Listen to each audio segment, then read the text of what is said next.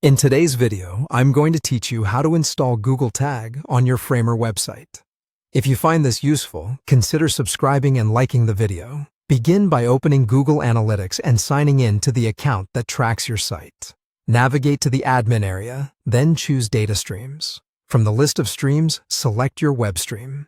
This is the entry that corresponds to your website. In that stream, you'll see a measurement ID, which usually begins with the letters G followed by a string of characters. Copy that entire measurement ID to your clipboard. Make sure you're copying the web stream ID and not an app stream or another property, and double-check the characters so there are no accidental spaces. Next, switch over to your Framer project. In the Framer editor, find Site Settings and open the General tab. This is where Framer stores site-wide configuration options, including analytics integrations. If you have multiple projects open, ensure you're in the project you want to connect to Google Analytics. Scroll down within General until you reach the Google Analytics section.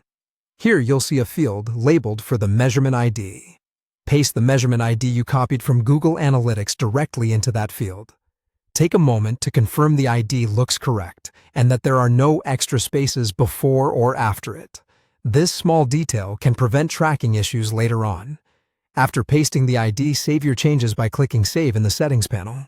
Saving will commit the configuration to your project, but it won't make the changes live yet. To activate the tag on your live site, publish the site using Framer's Publish option.